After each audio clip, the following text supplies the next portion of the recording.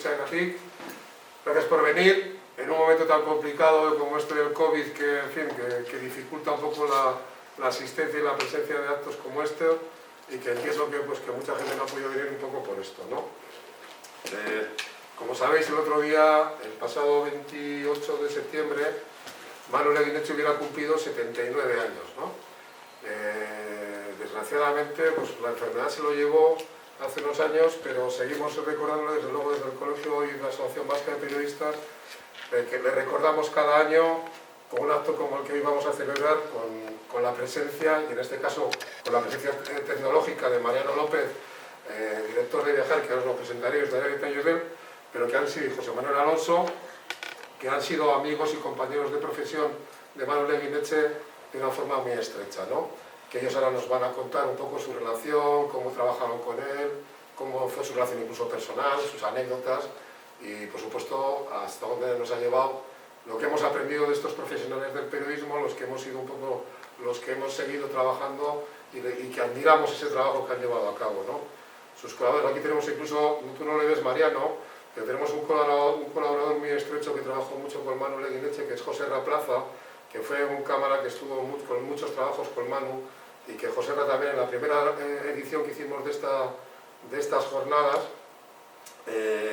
pues José Ra fue uno de los primeros ponentes y nos ofreció un vídeo no editado y absolutamente virgen, por decirlo de alguna manera, de una entrevista después de una jamada con Manu Leguinetxe y Javier Reverte, que no tiene desperdicio y que es fantástica, es del año 99, pero parece que está hecha ayer, porque hablaba absolutamente de cosas que ocurrían, que habían ocurrido o que van a ocurrir durante este tiempo, ¿no? Y nos dejó maravillados, y José era en aquel momento, que esto hace ya 5 años, nos lo contó, nos ofreció ese vídeo, y que es un tesoro que tenemos en la Asociación Vasca de Periodistas para enseñar individualmente y en actos como este, ¿no? Bueno, a lo que voy, os voy a presentar a Mariano, voy a dar unos detalles de él, aunque lo hemos pasado en nuestra invitación. Os quiero comentar, porque va a empezar él. Mariano López es el director de la revista Viajar del Grupo Z desde el año 1996, es medalla al mérito turístico, fue redactor jefe de la revista Panorama, donde coordinó el trabajo como enviado especial a la guerra de Bosnia, con Manu Leguinetxe, a la guerra de Bosnia, de Manu Leguinetxe, y colaborador de la revista Viajar que fue colaborador de la revista Viajar durante varias décadas, junto con Mariano, que coordinaba sus trabajos. Mariano, insisto, muchísimas gracias, a pesar de las dificultades que entendéis que no han podido dejar venir desde Madrid por el tema de los confinamientos, y te damos la palabra para que nos cuentes toda tu experiencia y tu relación con Manu. Pues muchísimas gracias, Óscar. Muchas gracias a todos, buenas tardes. Yo he encantado siempre de participar en todo lo que nos lleve a evocar la memoria y el trabajo de Manu Leguinetxe. Yo recomendaría a cualquiera, a estudiantes, a cualquier persona, para empezar, que lea los libros de Manu, porque yo creo que están vigentes, y también hasta los artículos. Yo quería hablar de esa faceta de Manu como viajero, entre otras cosas, desde la relación que tuvo Manu con la revista, la que trabajo yo, la revista Viajar. Manu publica su primer reportaje en la revista Viajar en el año 1980. En ese año la revista tenía 2 años de vida y seguía siendo una revista, digamos, rara, porque en aquella España de 1980, gente que hubiera viajado y que tuviera ganas de viajar, no sé, incluso a Marruecos, que podríamos decir que está cerca, no digamos a Vietnam, eran muy pocos. Todavía estaba vigente, algunos todavía tenían en su mano ese pasaporte que, digamos, prohibía el viaje a los países comunistas. Bueno, pues en aquella España de 1980 existía esta revista, propulsada por Javier Gómez Navarro, dirigida por Luis Carandel, y en esa revista Manu publica un reportaje sobre el Irán del Ayatollah Khomeini. La revolución había sido, como recordaréis, en el 79. Es un reportaje digamos, que choca con el resto de reportajes de la revista. No es un reportaje al uso en el que está hablando, yo que sé, del patrimonio, del paisaje, de la naturaleza. No, no. Está hablando del Teherán que se encuentra ahí en las calles, del tema de Khomeini, y con ese, además, estilo característico de Manu que siempre introducía elementos de humor. Yo recuerdo, porque alguna vez me he releído a qué es el reportaje, que decía algo así como que estaba claro la influencia de Alá, de Dios, en la revolución, que la protegía, porque si no era imposible explicar cómo con aquel caos de tráfico no se producían muchos más accidentes y muchas más muertes de las que realmente se producían. Manu, para entonces, para ese momento en que empieza a colaborar con una revista llamada Viajar, en el año 80, ya había dado la vuelta al mundo, ya había cubierto guerras, conflictos, jaleos por muchas partes del mundo, es decir, ya tenía un crédito, digamos, especialísimo como viajero, entre otras cosas por la publicación de un libro que hoy se tiene como canónico dentro de la literatura de viajes en español, El camino más corto.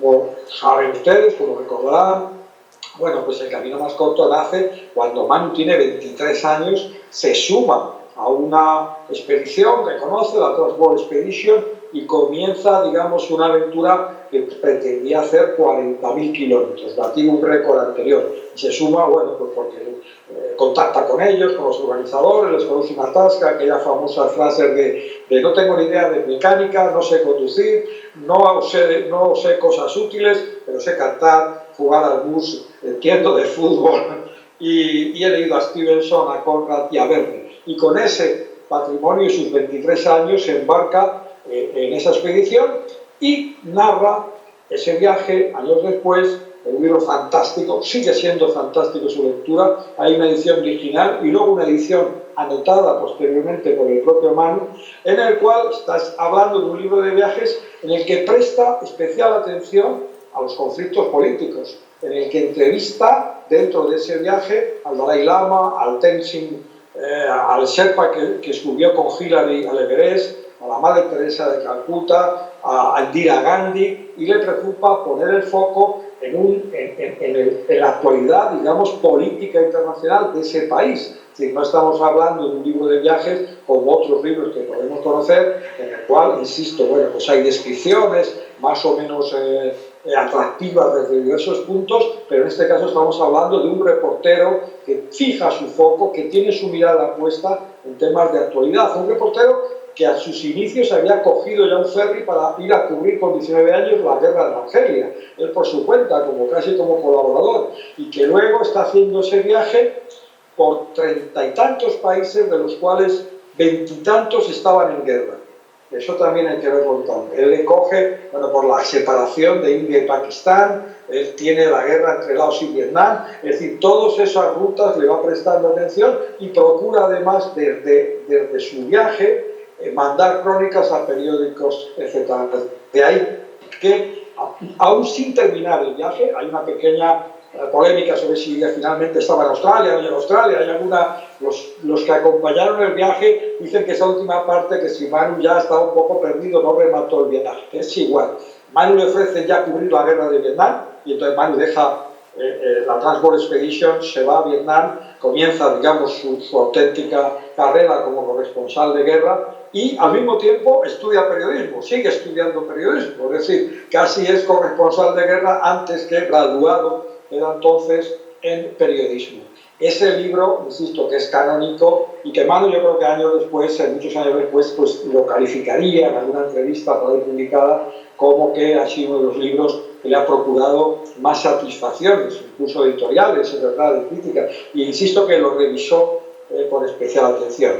En ese año, y después de ese reportaje de Irán, Manu empieza a publicar una columna en la revista Viajar que se llama Viajero Audaz. Es un título que le propone Carandel, porque bueno, pues Audaz le retrata un poco a Manu, y que ya había sido el título de una tira cómica que aparecía en esa revista. Y lo hace dentro de unas páginas especiales de la revista que se empiezan a llamar Panorama. Esas columnas de Manu no tienen desperdicio, insisto, sobre todo por el humor que destilan.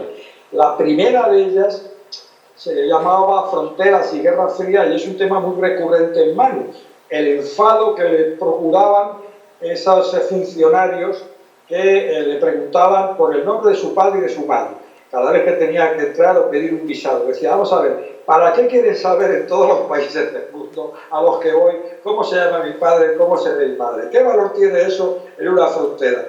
¿Para qué quiere el gobierno coreano saber en qué estoy graduado o qué es lo que estoy estudiando? Manu le molestaban especialmente todas esas burocracias. Recuerdo lo mal que hablaba de la de Tel Aviv, por ejemplo, en Israel, y le molestaban muchísimo los aeropuertos. Decía que lo que peor llevaban en los viajes eran los aeropuertos y también todo ese tipo digamos, de formalidades burocráticas en las que a veces se encontraba o se podía encontrar con problemas. Manu, dentro de esa sección, dentro de ese panorama, de la que luego cuando Z se termina convirtiendo en una revista, esa revista Panorama impulsa uno de los viajes, otro libro de viajes podríamos llamar, importante de Manu, que es La Vuelta al Mundo en 81 días. Eso, el que era redactor jefe de la revista, entonces, Román Orozco, luego el director, es el que le propone, que le insiste, que le persigue para hacer realidad un poco el viaje de Berlín.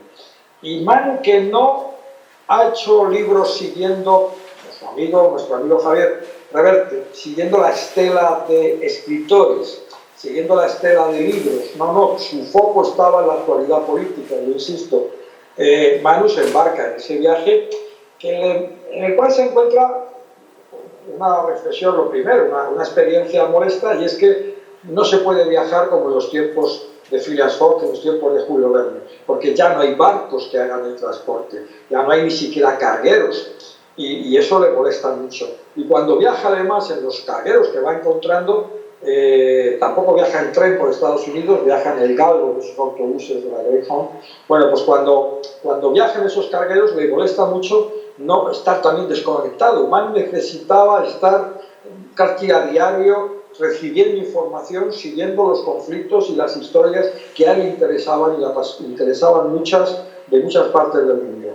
Y en el último viaje, con el que remata la Vuelta al Mundo, que es un viaje en el Queen Elizabeth II, él viaja ahí con César Lucas. La revista manda a César Lucas, un fotógrafo, al Queen Elizabeth para acompañar a Manu.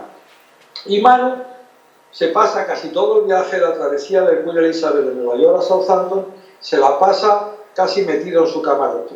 ¿Por qué? Porque se encuentra con que el Queen Elizabeth le procura periódicos, le procura información, le vuelve a reconectar con un montón de noticias con las que no estaba conectado. Todo eso para desesperación de César Lucas, porque el primer día que estaban en el crucero, cenan con el capitán y el crucero sabían que eran periodistas, etcétera, etcétera, y el capitán les organiza una cena para 4, con 2 riquísimas mujeres petroleras de Texas que tenían puesto el ojo en Manu. Eso no lo cuentan los biógrafos. A mí me lo ha contado César Lucas, también Manu. Manu lo ha contado, bueno, no quitando importancia, pero César me decía, estaban locas por Manu, le veían como un héroe, y yo encima les animaba, les contaba quién era y el personaje que era, y entonces todo el día preguntaban por él y querían cenar con él, y yo le decía, Manu, joder, que son dueñas de no sé cuántos pozos de petróleo en Texas, hazla caso que igual tu vida cambia. Y Manu no quería saber nada, se iba a su camarote.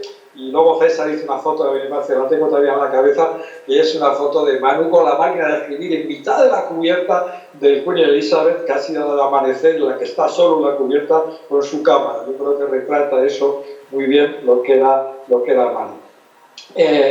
Manu siempre tenía la maleta lista, siempre. Yo lo he visto escuchando la radio, siempre esa radio de onda corta en la que él cogía la emisora del BBC, seguía la actualidad de los sitios, por supuesto leía los periódicos, leía los teletipos entonces, los faxes. Él siempre tenía la maleta hecha y estaba dispuesto a salir disparado y ver qué es lo que pasaba luego se iba organizando el viaje. No eran viajes cualesquiera y tenían una motivación de actualidad y una motivación generalmente de conflictos políticos, militares, pero también cuando se encontraba con una historia que a él le resultaba apasionante.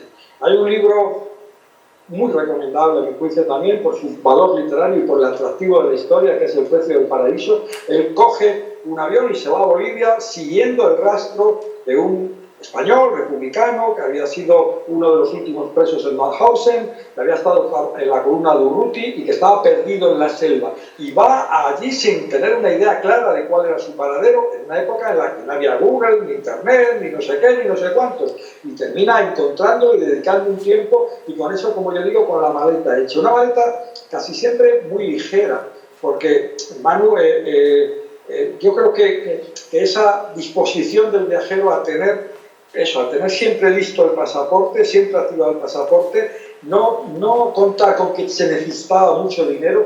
Manu buscaba siempre hoteles, digamos, más o menos austeros, era muy... Con la comida no frecuentaba, vamos a decir, restaurantes de lujo, no buscaba esos ambientes, porque además no necesariamente le gustaban. Él, como reportero, se sentía más cómodo donde veía gente, vamos a decir, más normal, menos impostura, donde podían contarle, digamos, sentimientos y verdades mucho más naturales. Él se fue de Ives, el que decía, o Enrique González, el que decía que cuando Manu iba a las guerras, no hablaba de las guerras, hablaba de la gente, hablaba de gente que no sabía muy bien lo que hacía, que no lo comprendía muy bien, pero lo que hacía porque no le había enseñado otra cosa, y que probablemente nosotros, que nunca éramos tan diferentes a ningún otro, pues haríamos lo mismo. Trataba de comprender esos puntos de vista, los diferentes puntos de vista, que es lo que caracteriza a un reportero.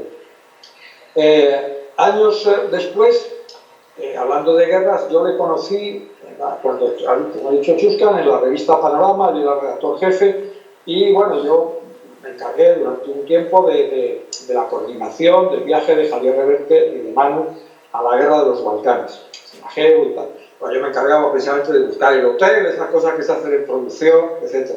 Y el peor de los trabajos míos era cortar la crónica de Manu. Eso es terrible, porque yo le decía, Manu, te he pedido 4 folios y han mandado 10 u 8, una cosa así.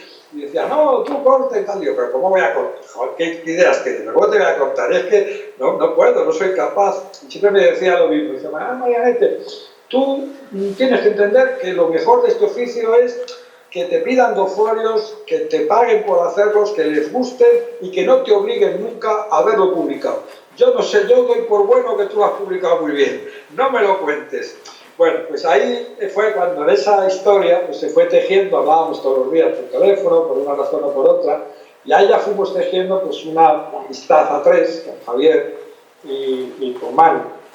Y bueno, una amistad que luego, bueno, pues fue fraguando en muchos bares, o habría que decir también en casi los mismos bares, porque a Manu le gustaba mucho, era muy de los mismos bares y donde él se encontraba pues cómodo y feliz, y luego en algún otro sitio. Y cuando yo llego a la dirección de la revista Viajar, hace ya también algunas décadas, lo primero que se me ocurre, claro, es que puedan firmar en la revista Javier y Manu.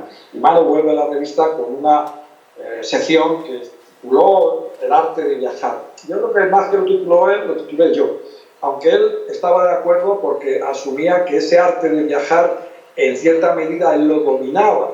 ¿Por qué? Porque él insistía que el arte de viajar estaba anclado en 2 pilares, la curiosidad y la humildad. La curiosidad es evidente, yo creo que ese es un enorme motor que ha acompañado a Manu siempre, una enorme curiosidad por muchas cosas a la vez y por muchos lugares del mundo a la vez.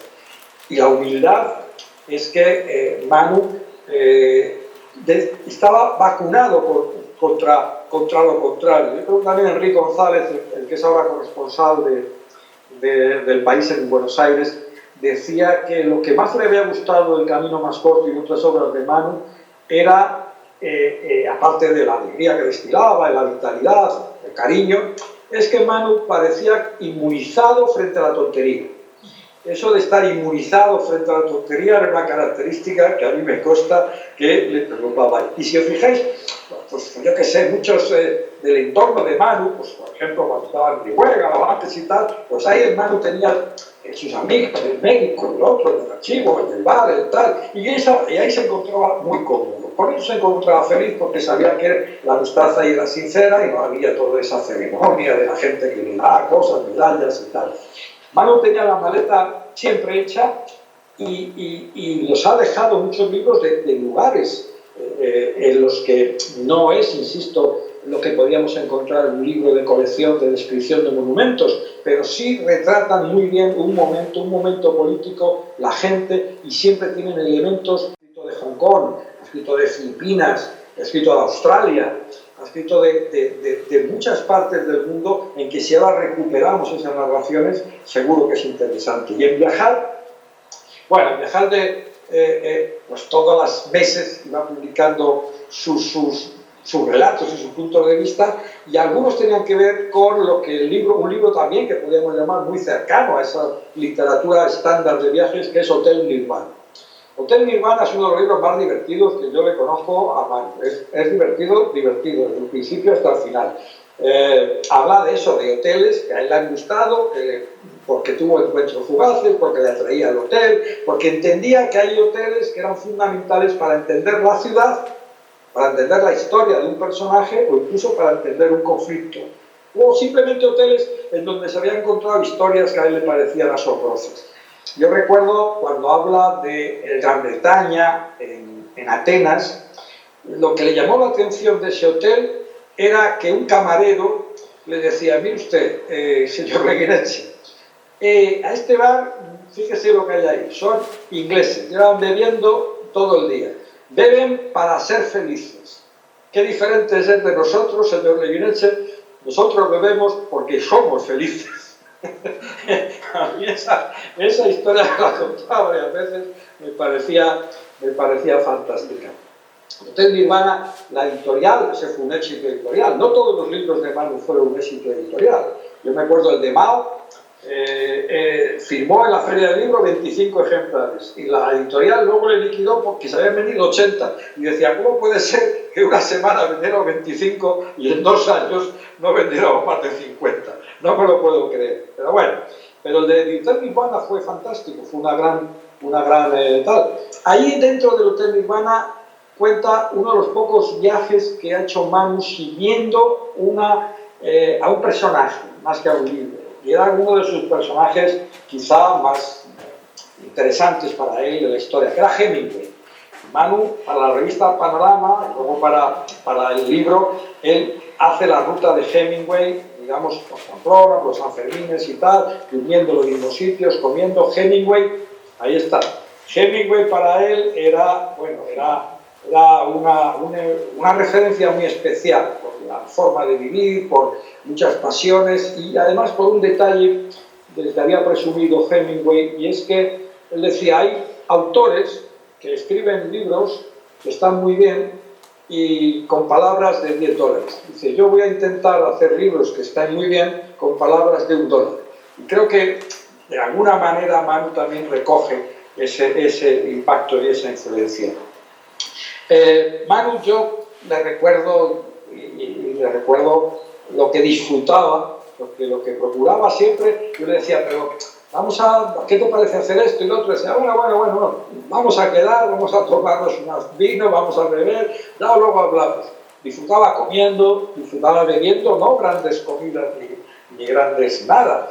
Y disfrutaba hablando y charlando y riéndose mucho con los amigos. Le gustaba mucho la gente que contaba bien los chistes. Eso siempre había un lugar especial en sus tertulias para la gente que contaba los chistes. Y también le gustaba, claro, normal, hablar de historias, de escuchar historias. Él era un repertorio infinito de historias. Contaba algunas que en el libro, en el Hotel Nirvana, cuenta algunas que no son del todo verdad, como por ejemplo que después de un conflicto, una guerra y tal, él buscaba un hotel muy bueno, de 5 estrellas, para pasar una noche, y que allí lo que hacía era tomarse un baño de sales, y lo que hacía era dormir un día entero y disfrutar de una buena comida y no sé qué. No me lo creo yo mucho. Él, después de un lío en la India, se fue a uno de los hoteles Taj de Delhi, un hotel que conocía él.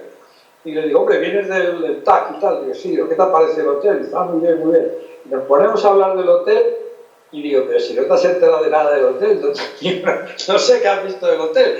Y había hecho un poco lo de Queen Elizabeth. Se había metido 3 días en la habitación, les había pedido periódicos, le habían servido de periódico por todo lo que podíamos llamar de toda la región, y eso es lo que Manu consideraba que era un gran hotel. El hotel que le ponía los periódicos encima de la mesa. Eso ya a Manu le parecía fantástico. Con eso y un sándwich y un poco de vino ya funcionaba. Yo cuando nos dejó, me acuerdo que bueno, escribí que, yo digo, creo que sé dónde está. ¿De dónde? Yo decía, recordaba, en el libro del Camino Más Corto, él habla de que cuando arranca el viaje, se contagia de la ilusión que tenía el promotor principal del viaje por llegar a una playa que está, Cox's Bazar se llama esa playa, una playa de decenas de kilómetros, enorme, que está en la frontera. Me hicieron un periódico que ponía reportero, y el que pusiera reportero en ese contrato, eso ya me llenaba a mí de orgullo. Y Manu yo siempre le vi como un reportero perfecto, el reportero que, como dice Graham Greene, el reportero que no sabe si existe Dios, sabe que unos dicen que sí y otros dicen que no. Y entonces te lo cuenta, y te lo cuenta con ese sentido del humor, con esa distancia, y al mismo tiempo respirando ternura, respirando cariño, respirando comprensión por el resto de nosotros, del género humano. Esa vivencia, esa posición que tenía Manu, sin diferencias entre viajeros, turistas. Me acuerdo que una vez, él escribió una vez en Viajar lo que le impresionó a la vuelta de un viaje, que no sé qué había hecho tal, una pintada en la estación de tren de Milán que decía, todos somos turistas. Sí, en eso se retrataba y se recogía él. No nos hagamos muchos líos, nos queda tanto por aprender, tantas curiosidades. Y sí, yo me lo imaginaba todavía en Cox's Bazar, donde ahora estaría haciendo unas crónicas magníficas del campamento de refugiados de los Rohingya, que es el que ahora ocupa la playa de Cox's Bazar, con la que soñaban los miembros de la expedición del Camino Más Corto hace ya muchos años, Chusca.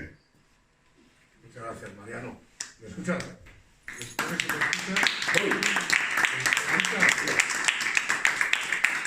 Sí, sí. Muchas gracias, Mariano. Me ha parecido hasta que te has emocionado, ¿no? Sí, sí. Pero cuando has dicho el Bilbao, bueno, Manu te hubiera corregido y te hubiera dicho el Atleti. Ya. Por eso dijo.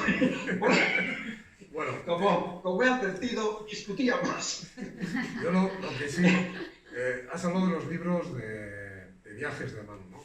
A mí uno de los libros que no es de viajes, aunque para mí que sí es un viaje, pero un viaje muy personal, y yo seguro que lo has leído, que es La felicidad de la tierra, ¿no?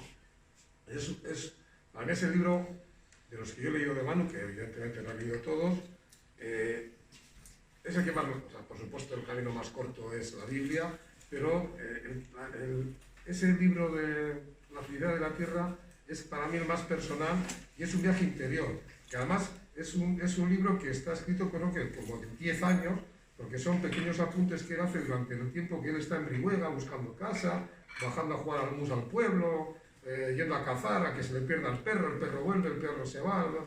Entonces va contando esas cosas siempre entre espacios en que entre medio tiene un viaje de trabajo, tiene un viaje de reportero y se va a otro sitio, y en ese libro curiosamente no habla de ninguno, o sea, no hace referencia, estás leyendo y esperas, bueno, me marcho y tal, no sé qué, y se va, porque la casa esa que se había comprado primero, cerca de Torija, no era la de Brihuega que luego tuvo, pues que bueno, que estaba allí solo, que no lo había arreglado, que se era de un holandés que vivía por allí, o de un inglés, no me acuerdo bien ahora.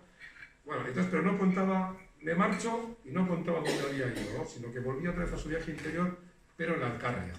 Y eso a mí me emocionaba mucho al leerlo, porque me sacaba un poco de la figura de Manu, el Manu reportero, el Manu viajero, el Manu aventurero, y era el Manu interior, ¿no? Y es un libro realmente exquisito para mi punto de vista, que se busca a sí mismo. Tiene la sensación de que, creo yo, que se busca a sí mismo en ese tiempo, que en realidad es como 10 o 12 años, es un libro escrito en el tiempo, son apuntes de diario, de una pequeña agenda que yo creo que tiene y él va manejando, ¿no? No sé si conoces un poco el detalle de ese libro, igual. Te lo agradezco la cita del libro, porque yo me atreví a decirle a Manu que ese libro al que más me gustaba a mí de todos los que había escrito. por lo menos una parte del libro. Sí, en serio, hay una parte que parece también que yo me emociona esa parte. A mí me costaba trabajo entender que Manu se hubiera, digamos, afincado en los pueblos, ¿no? En Tejar primero y luego en Brihuega. El libro que comentas, efectivamente, es difícil encontrarte un libro bueno de viajes, desde mi punto de vista, que no narre al mismo tiempo un viaje interior. Al final, ese es el gran viaje. El viaje, recordemos que el camino más corto, el título incluso, que lo toma Manu de una cita de un escritor, en el que dice: el camino más corto para encontrarse a uno mismo pasa por la vuelta al mundo. Es decir, que ya está hablando de esa búsqueda que tenía él interior. Y efectivamente la felicidad de la tierra en ese sentido probablemente, quizás se puede sumar como uno de sus mejores libros de viaje. Un detalle quizá añadido. Yo me acuerdo que cuando la primera vez allí en el primer pueblo, me decía: Marianete, tu madre es de aquí, la familia es de por aquí. Y yo: sí, mi madre. Y ¿verdad? Mi madre era de un pueblo cercano a la zona de Brihuega, un pueblo muy pequeñito, se llama Orquezuela de Cen, que está unos kilómetros más allá. Y me dice: ¿tú te has fijado? Mira lo que veo yo desde aquí. Esto es Kenia. Digo, anda. Y podría ser. Manu veía, tenía a veces la sensación, no se había ido allí porque le pareciera Kenia, pero sí sabía ver en aquella luz, en aquellas encinas donde también, de alguna manera, podía anunciar ahí un momento de vida. Es decir, algunos de los lugares que llevaba dentro Manu de sus viajes por el mundo los encontraban allí, y le animaban y le aportaban vida, y le aportaban también tranquilidad, y al mismo tiempo ese momento de que por la mañana, como son la felicidad, los pájaros y las encinas y la manera de escribir, y Manu se enamora de ese paisaje, que también es un paisaje que a él le recuerda otros paisajes donde él ha soñado y donde él ha sido feliz.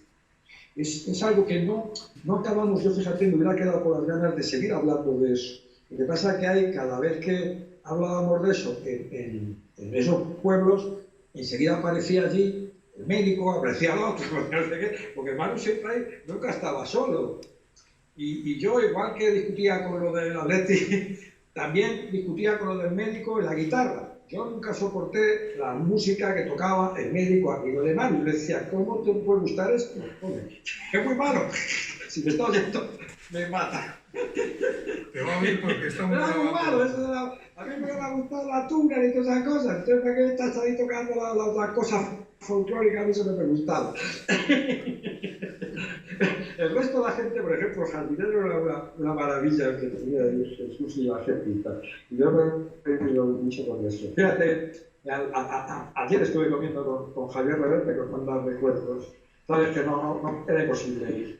Encima, hace 2 días, cuando estuvimos hablando, y yo pido disculpas, casi teníamos la certeza de que hoy ya estábamos perimetrados, confinados, aislados y fastidiados. Pero bueno, para Javier peor, porque Javier está pachucho, y entonces salir a la calle, salir de excursión con lo del virus y tal, le complica muchísimo. Luego no está muy dicho, tampoco es que yo lo esté, pero no está muy dicho con las tecnologías y tal.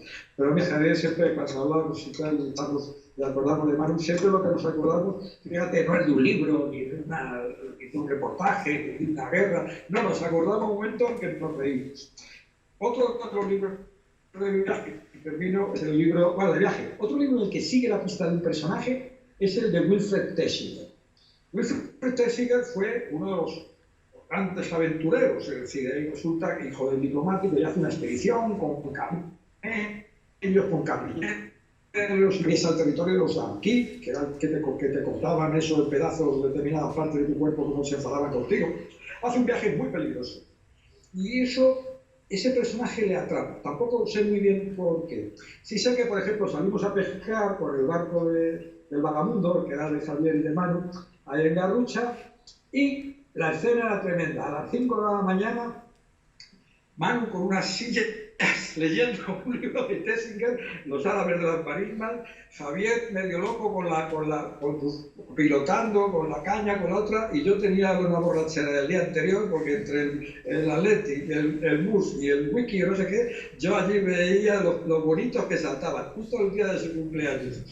Y Manu leyendo a Tessinger, y que no lo entendíamos, porque yo hablaba con Javier y digo, pero Manu, ¿cómo te puede atraer un aventurero que viajaba con una escolta de 200, que era hijo diplomático, que es que a este no se le acercaba a los danaquiles, vamos, si este hombre es que ni se manchaba atravesando el desierto, pero le atrajo. Y en eso Manu era cabezón como el solo.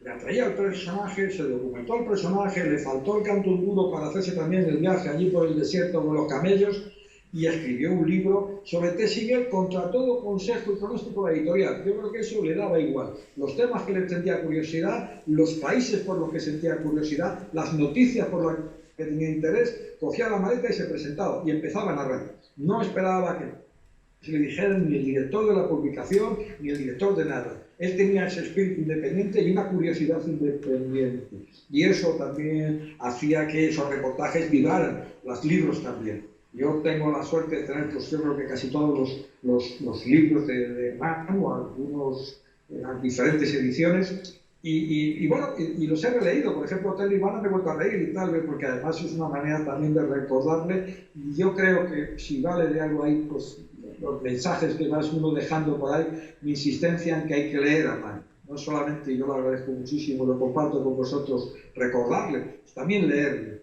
Yo creo que eso, desde allí, desde Cox's Bazar, donde estará ahora sobrevolando los cocoteros, agradecerá que leamos sus libros y sus palabras. Gracias, Mariano. Vamos a hablar con José Manuel Alonso. Gracias, Mariano. ¿Se ha apagado? Voy a llamar.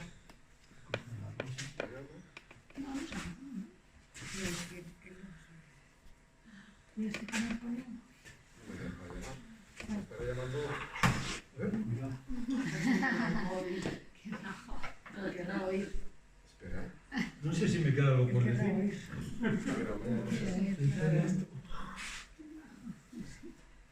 Bueno, vamos a ver. Bueno, antes de nada, que se me ha olvidado decir al comienzo, ayer me llamó Rosa Leguineche, la hermana de Manu, para agradecernos que hiciéramos esta jornada, que la siguiéramos recordándola, incluso en esta situación del COVID. ¿Nos oye ya? No, el teléfono está apagado fuera de cobertura. No nos oye. O sea, Pero que te vaya sí, mal. dile. A ti sí te ven, ¿no? Dile a ti. Dile que cuelgue o que nos llame él. Así no te lo oye. Puedes escribirle, ¿eh? Si le escribes un mensaje, te lo lee. Sí. En el chat. Escribe un mensaje. Ahí. No. No. No, ya está puesta en el cursor, o sea, es escribirlo. Ahí.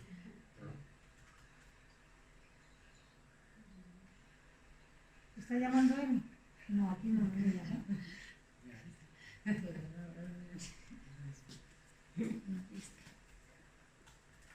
Ahora sí. Es que yo creo que se está yendo. No.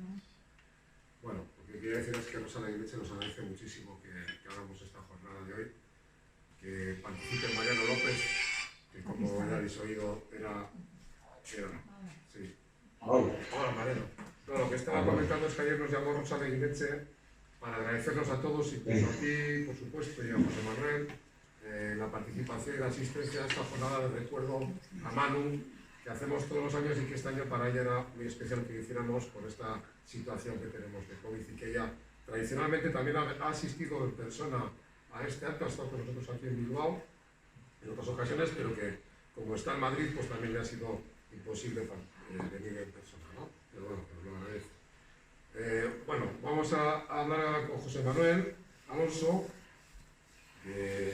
Antes de nada tengo que decir que me une personalmente muchísimas cosas con José Manuel. Para empezar, fue profesor mío en la Universidad del País Vasco, aunque casi somos de la misma edad. Pero sin embargo me dio clase. y aprendí mucho, tengo que decirlo. También es verdad que reconozco que me suspendió y me aprobó luego en septiembre. Me hizo escribir un reportaje que me tenía que inventar, que no me lo inventé, pero le puse de su nombre, sobre un periodista que se cargaba en Nicaragua en aquellas épocas del sandinismo y de la revolución, y me hizo gracia y me aprobó, cosa que todavía estoy sorprendido, ¿no? José Alonso tiene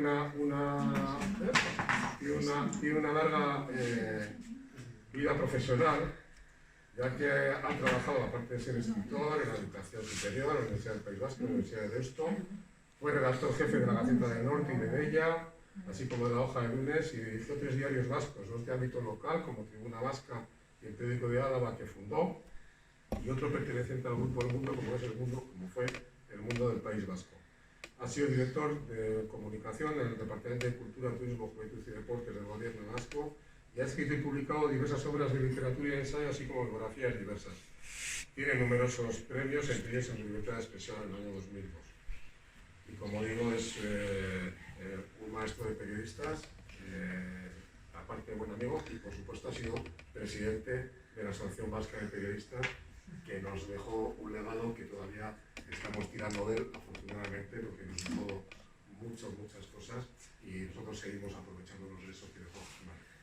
Dicho esto, Te debo. me debes una charla que vas a empezar ahora mismo. Bueno, no sé, después de oírle a Mariano, la verdad, pero bueno, lo mío no tiene nada que ver con viajar. Manu se ha centrado mucho en el hecho de viajar y yo no me voy a centrar en eso. En esta mi charla espero ser capaz de poneros un espejo para que veáis y sintáis a Manu Ángel de Guineche, por cierto, lo de Ángel lo subrayo, porque el espejo, como él decía, siempre devuelve el tiempo pasado como si siguiera existiendo, y existiendo con él la felicidad de la tierra. Y el poeta añadía, nuestra patria es la infancia, y yo añado, nuestra verdad es la madurez y nuestros sueños son la felicidad. Y esa felicidad, decía Manu, consiste no en lograr lo que no tenemos, y ya lo ha dicho Mariano, sino en que nos guste lo que tenemos. El hecho de que estemos en un hotel, o cuando sea el nirvana, puede facilitar el que estas palabras merezcan la pena. Espero conseguirlo siguiendo la línea marcada por Manu, maestro a la hora de entremezclar a su estilo el periodismo, la historia y la cultura. Y espero que en este rato con vosotros, queridos compañeros, rodeados de coronavirus y mascarillas, sea capaz de conseguir algo que solía comentar Manu, un estado de liberación y del cese de dolor. Y espero conseguirlo porque soy, como era Manu, pájaro de río, pese a que con este COVID-19 estoy, como todos, y como decía Manu, metido en jaula. Un pájaro de río como lo fue Manu, y como él, yo añoro Vizcaya cuando estoy en Castilla y Castilla cuando estoy en Vizcaya. A Leguineche se le conocía en el mundo periodístico como nuestro Manu, jefe de la tribu. En mi caso, como veremos, nos conocimos desde chavales en Valladolid y éramos ya compañeros y sin embargo muy amigos. Manu repetía con frecuencia una frase que es con la que me gustaría comenzar. Una frase del genial Jorge Luis Borges, al que le hizo Manu, según dijo, la mejor entrevista de cuantas hizo, y esta es la frase. La vida está hecha de momentos, de grandes y pequeños momentos. Y por eso no me gustaría que este momento no fuera de los grandes por mi culpa, no por la de Manu, al que me he puesto precisamente en sus manos. Espero ser verídico y sobre todo ameno. Voy simplemente a tratar de presentar, a través de mi experiencia y conciencia vital, siempre amistosa, con él y con sus obras. Y por tanto espero mostraros otro Manu distinto al habitual, procurando además que sea memoria viva del conocimiento, del corazón y del agradecimiento. Un reportero de guerras como él terminó en pleno paraíso de paz, bello y humano, a cielo abierto, que completó con la magia de sus libros. Incluso en las guerras fue un hombre de paz, siempre de paz. Y todo comenzó para él y para mí en los primeros años en el campo, a cielo abierto y en pleno bosque de paz. ya de chavales, estudiando en un colegio de jesuitas, él en Navarra y yo en Castilla. Luego coincidimos en Valladolid jugando en el mismo equipo de la regional de fútbol, con nombre de pájaro, el Azor. Y también coincidió Manu con mi mujer Carmen, estudiando la misma carrera de Filosofía y Letras, en la misma clase y los mismos libros. Algunos prestados, porque Manu ya trabajaba en el norte de Castilla con Miguel Delibes. Coincidimos también colaborando en la Gaceta del Norte de Bilbao y con dos compañeros y amigos comunes, Bernardo de Rizabalaga y Martín Descalzo. Y coincidimos con otros muchos sitios, siempre aprendiendo de un Manu que nos enseñó a denunciar cualquier abuso de poder establecido y a asumir como propio un compromiso ético con la verdad que aprendió del saber y la dirección del vallisoletano Miguel Delibes, considerado como su segundo padre. Un Manu que nos enseñó que los periodistas somos gente que le cuenta a la gente lo que le sucede a la gente. Un Manu del que recibí sus puntuales e interesantes crónicas en el periódico en que yo trabajaba. Y leí durante años sus libros, que sigo leyendo, coincidiendo además en reuniones periodísticas y no periodísticas, comiendo en varias ocasiones juntos, conociendo y disfrutando de algunos mismos personajes que veremos y realizando como un hermoso documental en el año 1999 titulado Fiesta, Hemingway y los vascos, él como director y yo como guionista, y una cámara universal durante 40 años, Joserra Plaza, que está aquí. Y comienzo por esto último. Manu Leineche vio por primera vez a Hemingway cuando tenía 18 años, en 1959, en la plaza del Castillo de Pamplona, sentado en la terraza del Café Iruña, en pleno Sanfermines, y lo conoció poco después, con su padre, en la Plaza de Toros de Calahorra. Manu describe así ese momento, y por eso quería yo haberlo grabado aquí para que se le viera, pero bueno, no ha podido ser. Mr. Hemingway, le dice, sírvase poner un autógrafo en esta entrada de toros para mi hijo, le dice su padre, que dice que quiere ser periodista. El genio nos miró y preguntó de dónde éramos, pidió que le llamáramos Ernesto y mientras escribía una dedicatoria rápida, musitó. Me parece bien que quieras ser periodista, chaval, pero tendrás que trabajártelo a fondo para ser bueno, y mucho más a fondo para ser muy bueno. Manu Leineche confesó siempre que Hemingway fue un punto de referencia en su vida de lector. Yo aprendí, decía, a leer con obras suyas como El viejo y el mar o Adiós a las armas, y también aprendí a ser periodista movido de acá para allá, por las guerras y las más fuertes vivencias y emociones de su contemporaneidad. Y lo hice como él, y también con estas 4 reglas que economizan su prosa y son directas. Escribir corto, claro, preciso y rápido. Manu siempre tuvo el prurito de reproducir el modelo Hemingway, la necesidad de contar la vida, de escribir la muerte, de transmitir las guerras, conectar con la paz y disfrutarla. Guerras, decía, en las que nadie gana, todos pierden. Manu contaba lo que pasaba en las guerras, un volcán hecho de hombres, decía. Pero era consciente, y así lo expresaba, que cuando llega una guerra, la primera baja es la verdad y la primera alta es la manipulación de la opinión pública. En ese documental que se realizó a cumplirse los 100 años del nacimiento de Hemingway, tuve la suerte de coincidir con Manu, documental que realizó la productora bilbaína Bausoca para ETV en tiempos de dirección de Pedro Ruiz Aldasoro y que adquirió después Televisión Española y suele reproducirlo todas las vísperas de Sanfermines. En él se luce la cámara de Joserra Plaza y la realización de Fermín Ayo. Precisamente Joserra, inolvidable reportero de ETV entonces, y creo que sigue siéndolo ahora, cuenta que a los pocos días del 11S en las Torres Gemelas, Manu le llama y le dice: haz las maletas que nos vamos a Afganistán. Y así lo hice, dice, aunque yo estaba en Ruanda, siempre con Manu.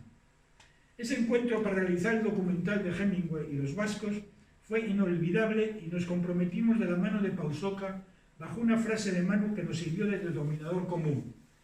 Hemingway fue una leyenda, gran parte de ella escrita entre vascos, una leyenda cuyas llamaradas él encendió. Y eso mismo podemos decir hoy de Manuel Ángel Leineche. subrayando lo de Ángel, una leyenda periodística repleta de llamaradas que él incendió. Y otra lección de Hemingway que regaló en numerosas ocasiones a nuestro hermano: nada se tiene hasta que no se da. Y fue así su vida, y es así la de los periodistas. Manu siempre dio, y no solo información, sino en su relación humana, dio el saber, el compartir, el enseñar y el ser feliz. De nada sirve tener la gran noticia o la mejor crónica hasta que no se da a conocer, hasta que no se publique. Un admirado amigo fotoperiodista, Leguineche, decía que los fotoperiodistas eran los ojos del mundo. Fidel Raso, precisamente cuarto Premio Internacional de Periodismo Manu Leguineche, me decía recientemente, junto a la librería Primera Plana que tiene en Urueña, Villa del Libro, y que os recomiendo a todos que vayáis hasta allá, me decía: la información de cuanto ocurre es muy importante, desde luego, pero solo cuando se logra transmitir y hacerlo libremente. Y eso lo consiguió hacer siempre Manu, que además fue una leyenda, que supo que lo importante de las historias son las personas que están dentro. Y fue la suya, como la de los periodistas de su época, porque ahora es distinto, como veremos, una vida repleta del periodismo más intenso.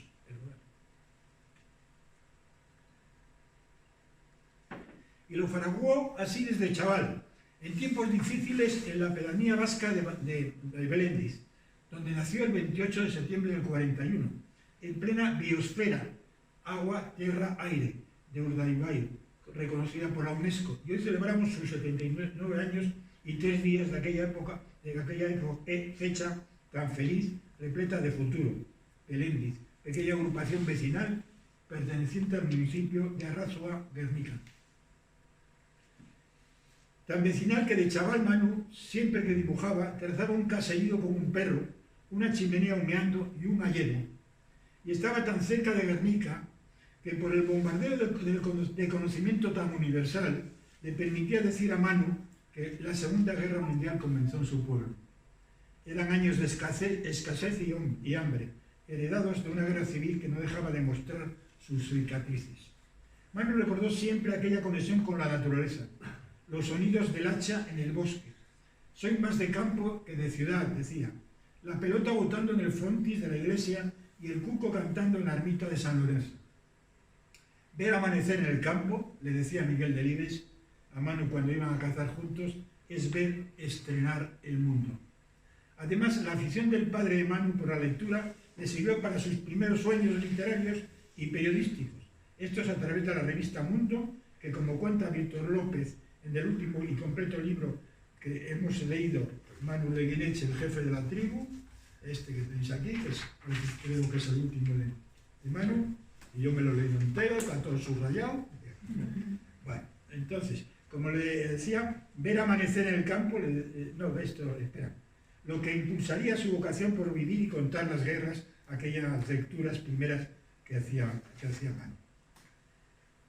Manu, como este periodista, estudió en los jesuitas y probablemente allí, a través de la asignatura de literatura, obligado como yo a leer el Quijote y obra trágica y a representar el teatro más clásico, comenzó a soñar en su escritura. Y probablemente, como me ocurrió a mí, cuando dijo a su padre que quería ser periodista, le contestaría como me contestó a mí el mío: ¿y de qué vas a vivir? Por esa insistencia de su padre, industrial maderero de Guernica, Manu estudió Derecho en la Universidad de Deusto, Filosofía y Letras en Valladolid y Madrid, y compatibilizó el periodismo desde 1958. Lo primero que hizo con el bachillerato completo fue matricularse en Derecho en la Universidad de Deusto. Yo lo hice en Ingenieros Industriales, y fracasar, yo también, a cambio de comenzar a escribir y hacerlo él en la revista Gran Vía, con dos grandes maestros, Luciano Rincón y Ángel Ortiz de Alfao. Y yo lo hice en la Gaceta del Norte.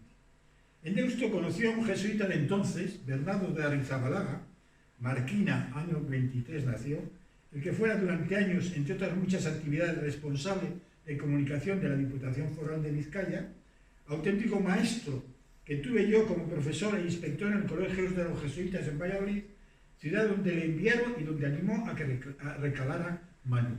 Ya en Valladolid, Manu se matriculó en Filosofía y Letras y Arri le presentó a Miguel Delibes, entonces director del Norte de Castilla, periódico que fue en aquellos años de principios de los 60, y no es opinión mía, el periódico más liberal y perseguido por la censura de Fraga Iribarne, junto con La Hoja del Lunes de Bilbao, donde lo viví personalmente. Miguel Delibes formó entonces un grandísimo equipo de periodistas y escritores, entre los que estaban, además de Manu Yarri, Umbral, Jiménez Lozano, César Alonso de los Ríos, Martín Descalzo, Javier Pérez Pellón y un largo etcétera. Al mismo tiempo, Manu, obligado entonces no solo por su padre, sino también por Delibes, que le anima a estudiar una carrera con futuro porque le dice del periodismo no podrá sobrevivir, el propio Manu declaró siempre que la profesión de periodista estaba mal vista socialmente, hasta el punto que decía, en Guernica decían que había dos periodistas, uno era Pepe y el otro yo. Pepe, el que vendía periódicos. En Bilbao no olvidamos a aquel muchacho que vendía periódicos, que se llamaba Alejandro, vendía periódicos y le llamaban el periodista. Cuando Manu presentó el Club de los Falsos de Cariño en Vitoria, aprovechó para recordar a su añorado colega Bernardo Arrizabalaga y el dualismo sentimental de un guerniqués y un marquinés, a los que admiré y de los que aprendí siempre. Y digo, yo aprendí de ellos dos. Manu, quizá por esos consejos de su padre y de Delibes, en Valladolid compartió estudios de filosofía, los 2 primeros años de comunes coincidió con mi mujer, y continuó escribiendo en el norte de Castilla, dedicando los domingos por la mañana a jugar al fútbol en un equipo de regional vallisoletana llamado Azor, que Manu definía como el mejor equipo del mundo después del Atlético. Y en ese Azor coincidimos. Como la misma ave Azor, cada uno iba a su rollo y raro era el día en que nos juntábamos 11 para jugar los partidos. Manu, estuviera donde estuviera, aparecía siempre para jugar en aquel equipo hermanado y aficionado que formaba en su mayoría jóvenes estudiantes dedicados también a ayudas de carácter social. Aquellos tiempos, solía decir Manu, en los que besábamos el pan cuando caía al suelo porque considerábamos que era pan sagrado. En el fútbol Manu era muy liberal y jugaba por la derecha, como yo, y destacaba por su corpulencia y energía, sobre todo en las 2 piernas, y por eso le gustaba tirar las faltas y los penaltis. Y en un partido en un barrio de Valladolid, donde no éramos demasiado bien recibidos, sorprendentemente nos pitaron un penalti a favor y allí se plantó Manu para lanzarlo. En aquellos tiempos el balón pesaba lo suyo y las botas mucho más, sobre todo cuando ya había llovido como aquel día unas horas antes y el terreno de tierra estaba embarrado y repleto de charcos.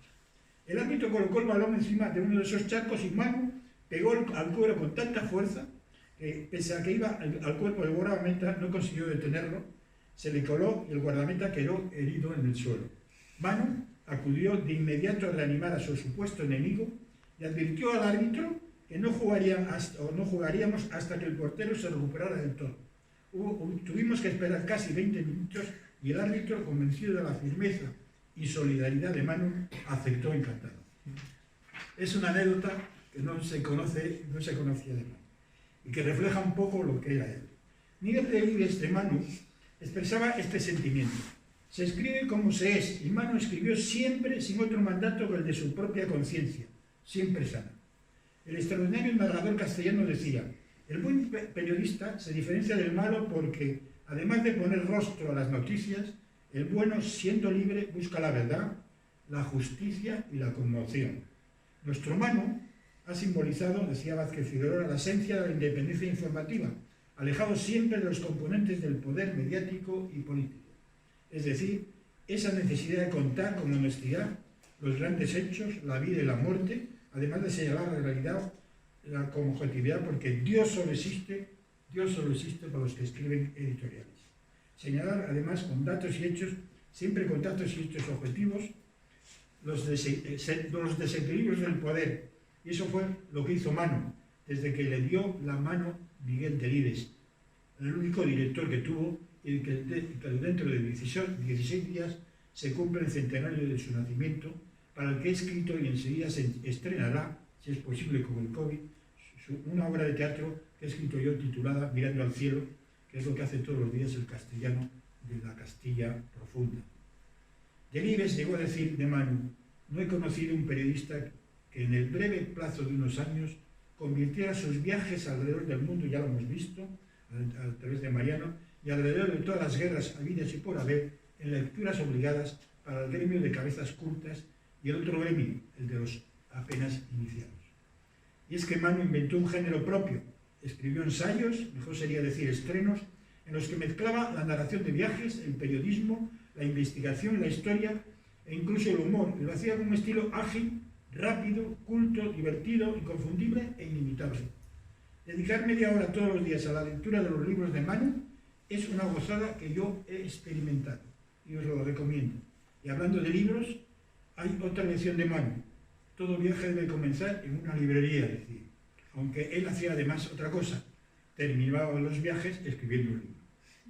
A partir de 1960 asiste como enviado especial a más de un centenar de acontecimientos internacionales, muchos coincidiendo con este caballero, y supo librarse de la muerte, y ya en la guerra entre India y Pakistán en el año 65 fue acusado de espía.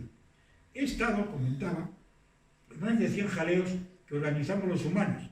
La mitad de sus crónicas le convirtió en el periodista y escritor de referencia obligada entre los enviados especiales y los corresponsales, sobre todo de guerras.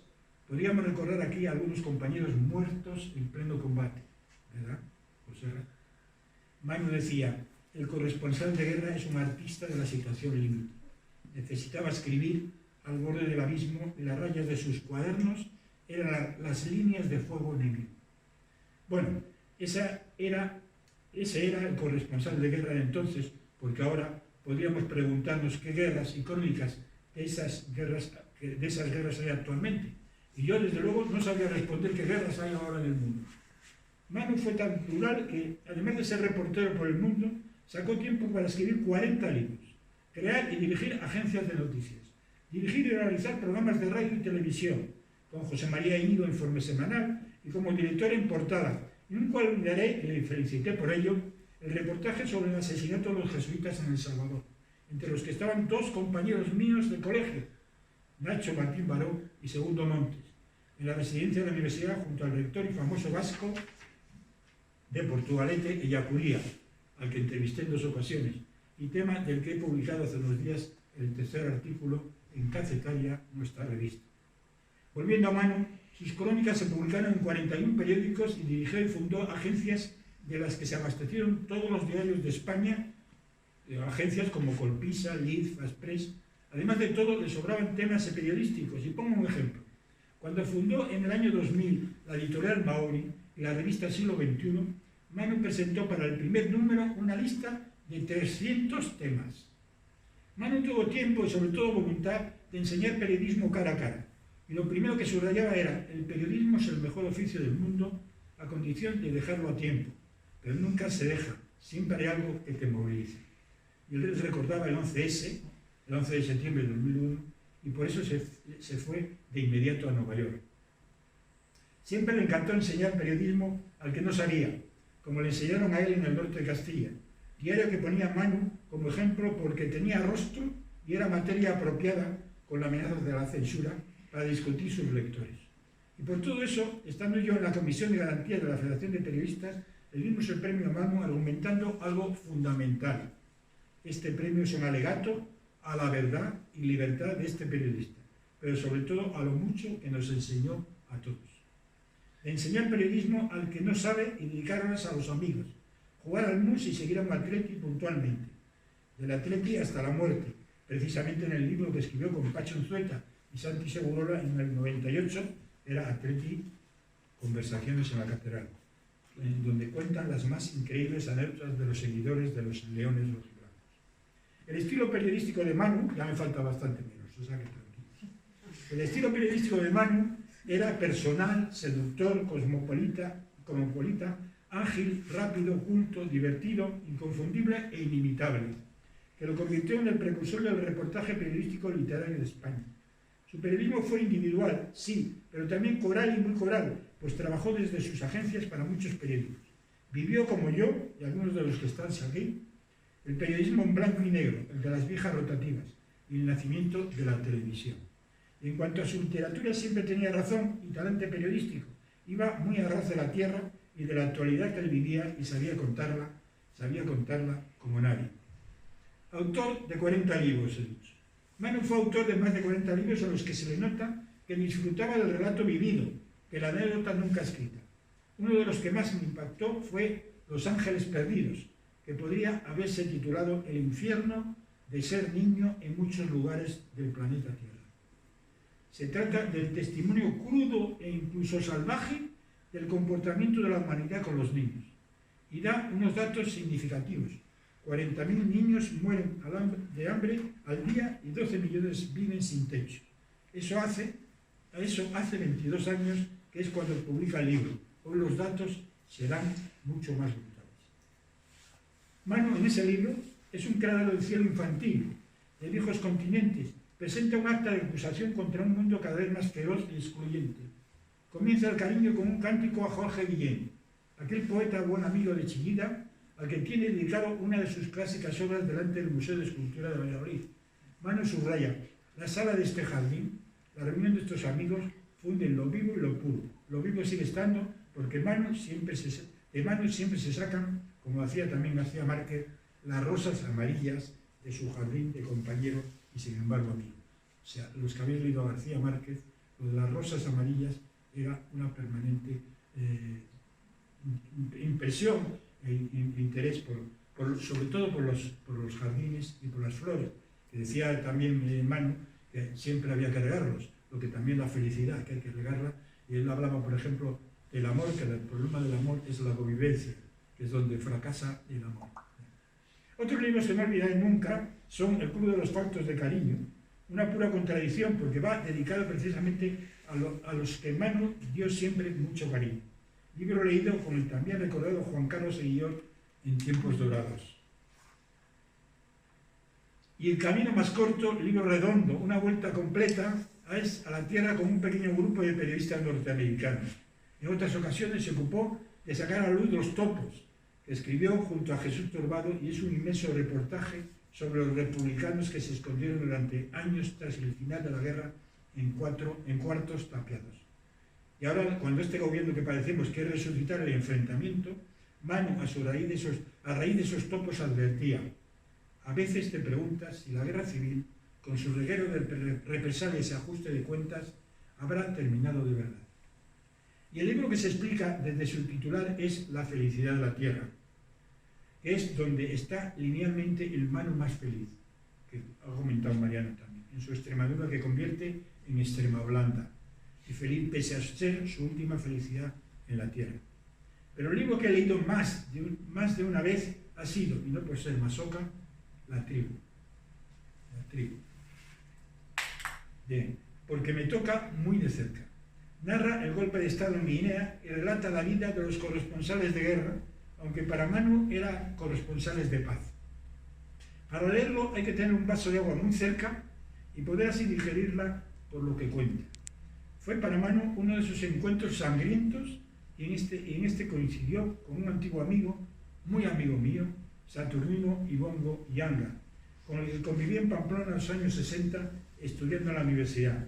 Saturnino fue el primer embajador en la ONU de Guinea Ecuatorial y el 6 de marzo de 1969, con 33 años, lo asesinó empalado por, con perdón, puta envidia de la mala bestia de Macías, que se le inventó un golpe de Estado para acabar con los intelectuales que relucían más que el sol. 8 meses antes de su asesinato, Saturnino estampaba su firma en el Acta de Independencia de Guinea Ecuatorial y compuso el himno de su tierra, ya libre e independiente. Otros jóvenes guineanos fueron enterrados vivos. Manu decía de Macías que su baja estatura la compensaba con el terror. Tiene gusanos, lombrices en la tripa que lo devoran, un temperamento de todos los demonios. Para mí, Saturnino fue uno de esos jóvenes que te dejan huella en la vida por su capacidad de trabajo y sabiduría. Estudiaba 2 carreras y trabajaba en correos para subsistir. Y disfruté y aprendí mucho de quien es de otra raza y de otro saber y valor humano. Y perdón porque es que me emociono. Y podría extenderme más en los libros, pero el tiempo nos puede y quiero terminar este repaso a la literatura periodística de Manu con un libro que no es de él, pero está él está enteramente en el libro. Se trata de Manu Leguineche, el jefe de la tribu. Es Es un repaso muy interesante sobre toda la vida y los milagros de Manu, su relación con la tribu que formamos todos, sobre todo periodistas y sus vecinos en cada etapa de su vida. Javier Reverte, en el prólogo del libro, señala: yo, que conocí tanto a Manu, he vuelto a encontrarme con él en estas páginas, llegar casi a oír la voz de Manu y casi a verle sentado a tu lado. Y voy a terminar con la cosa del periodismo. Manu subrayaba el hecho de que la condición de buen periodista es ser buena persona, honesta, sincera e íntegra, además de inteligente. Las lecciones de Manuel Ángel, fueron muchas. En los últimos años de su vida era consciente del cambio imparable en la profesión. En 1992, cuando recibe el premio Ortega y Gasset, se confiesa ya como periodista de la galaxia Gutenberg. Aquel periodista que buscaba y no esperaba lo que podría surgir. Lo mismo fuera un roto que un descosido. Y dice en su intervención: debemos aprender a ajustar el tiro porque hemos perdido la capacidad de las palabras. La televisión en directo lo ha trastocado todo. Y luego nos vinieron las nuevas tecnologías, internet, los móviles, etc. Hay que decir adiós a la narración escenográfica de los hechos, escudriñar allí donde los objetos de la televisión no llegan y describir antecedentes y consecuentes, atmósfera, ambientes secretos, etc.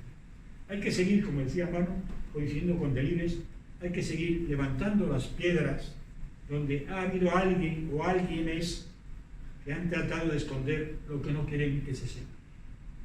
Manu también decía hace años que el periodismo estaba ya tan masificado que para competir se cae en la tentación de inventar noticias o de exagerar los hechos. Y es que me temo, decía en el año 2002, que la gente prefiere hoy que no le cuenten o enseñen la cruda realidad y verdad de cerca. El mundo no quiere salvarse o no se lo permite. En cuanto a la calidad de la información, Manu subrayaba: de esa calidad de información depende la calidad de la democracia. De la libertad de información depende la misma democracia. Y voy a permitirme subrayar yo un aspecto que procede de Manu para concluir la charla. La oferta de periodista hoy desborda la demanda y los que van a estudiar esta carrera de comunicación deberían conocer los datos de empleo de esta nuestra profesión. De todas maneras, pienso yo, podría haber una solución si el cerrazón de los políticos lo permitiera y el momento que vivimos podría ser limitado. Pero no puedo concluir sin volver a Manu, cuando se definía como liberal, anarquista y preguntado si creía en Dios, contestaba: soy compasivo con todas las creencias. Y subrayaba una frase: se tarda muchos años en ganar la credibilidad y se puede perder en unos segundos. Y tenía 3 deseos permanentes: buscar setas, jugar al mus y tocar mal, muy mal, el acordeón por el que siempre suspiró. Manu vivió todo un mundo, primero aprendiéndolo y segundo recorriéndolo, luego viviéndolo y más luego, pero muy pronto, informando sobre cuanto ocurría en este mundo revuelto, brusco, torpe, bruto, incluso bestia. Vivió en ciudad y pueblo, en caserío y casona, hotel y cuneta, se bañó en río, navegó en mar y voló en aire y por el aire. La acertada explicación de mediados del 2007, 7 años antes de su muerte, se dio por parte de esta nuestra asociación y colegio al premio de periodistas vascos, no pudo ser más clara. Fue distinguir a un profesional que ha sido, es y será referencia para muchas generaciones. Y con vuestro permiso, va un recuerdo especial que es el mío.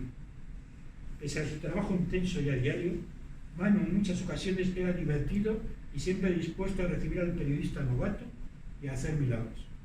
Estoy aquí, decía, para demostrar que todas las guerras se pierden y solo espero que la eternidad sea una interminable vuelta al mundo en paz, aunque llena de aventuras, lógicamente, y lo sea además con una larga partida de mus en un pueblo vasco o castellano del Alcarre. Manu nunca supo decir que no a compañeros y amigos. Eso no pasaba nunca. En realidad solo pasaba y engañaba en el bus. Nunca se sintió obligado a guardar silencio de cuanto ocurría, porque el silencio solo lo entendió y lo resumió en una frase: si el silencio es consciente y activo, hagámoslo, por ejemplo, cerrando los ojos. Si el silencio es consciente y activo, uno siempre encuentra a Dios. Gracias.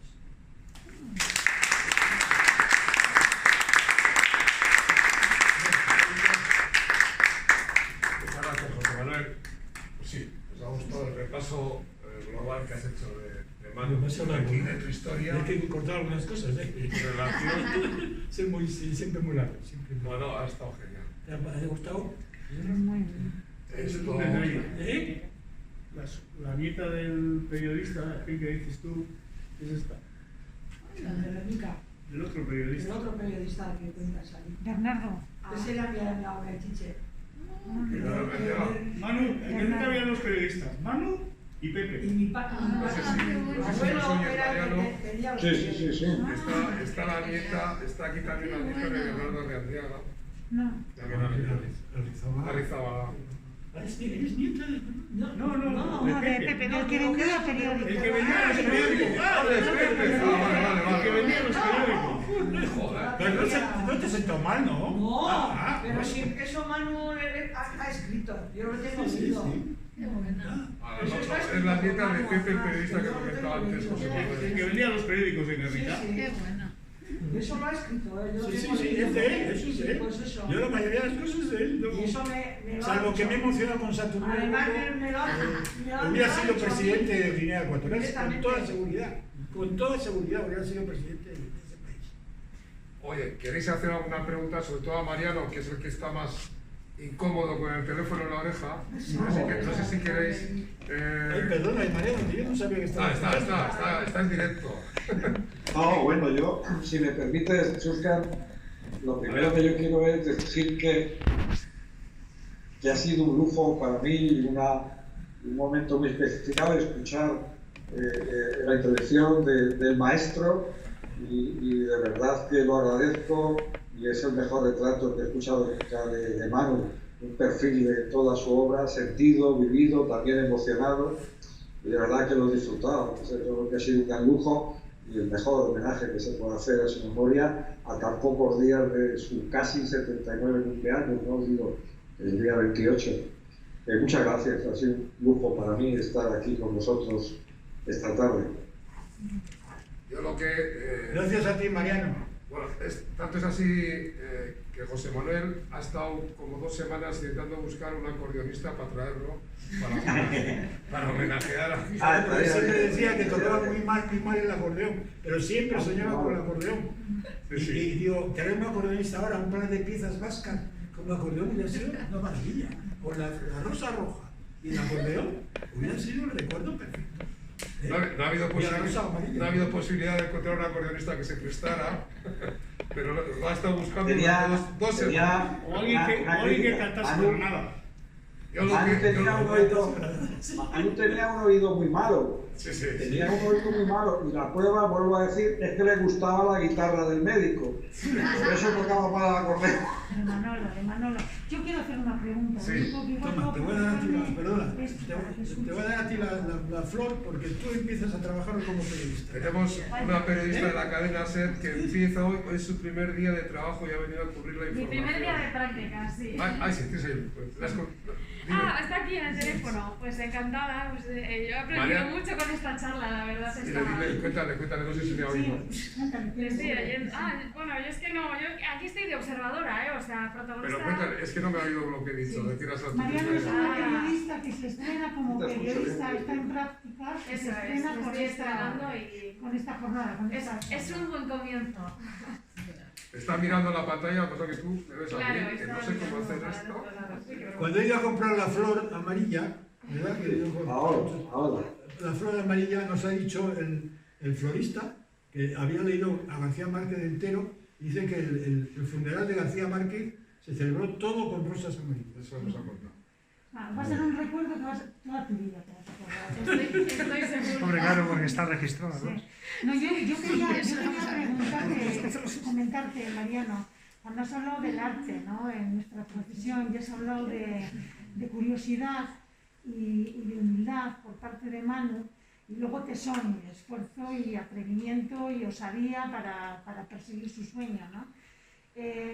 ¿Cómo crees que hubiera aliviado, cómo crees que pasaría ahora un periodista de raza como Manu con las nuevas tecnologías y con las condiciones que ahora funcionan, ¿no? En el mundo de la información, donde todo está atravesado por máquinas, todo está intervenido electrónicamente y esa cercanía, ese trabajo del campo es más difícil, ¿no? Todo se hace desde la distancia, no desde la cercanía, que para Manu era fundamental. Yo creo que Manu hubiera agradecido las nuevas tecnologías. O sea, yo estoy convencido. Estoy pensando en Manu cuando estaba, digamos, en forma. Manu, una persona con una curiosidad que tenía, que es lo que he comentado antes, por todo lo que sucedía en el mundo, especialmente en las zonas calientes, en las zonas de conflicto, tener ahora un ordenador, tener la conexión a Internet, en lugar de una radio, que a veces también siempre iba ahí con la radio encima, como esos chavales que ahora van, los raperos que van con el loro aquí cargado, pues algo parecido. Entonces, esa voracidad, esa curiosidad que tenía Manu por la información, yo creo que ahora estaría mucho mejor satisfecha a través de Internet. Por un lado. Por otro lado, Manu estaría, digamos, también permanentemente enfadado, me imagino, con la calidad escasa de información que circula a través de las nuevas tecnologías. Que no es culpa del canal, el canal es maravilloso, digamos que es culpa, como bien sabéis, de otras cosas. Y también me imagino que su reacción sería independiente. No sería estar esperando una misión que no le iba a llegar, que era el encargo de la televisión tal, o la televisión cual, o el periódico tal, o el periódico cual, para estar en las zonas donde hay que estar. Saldría, cogería su maleta, su avión, su pasaporte, y se iría allí y se inventaría la manera de comunicar con otros para que los demás lo contáramos, con crónicas únicas y directas, que es lo que no hay. Y también dentro de España.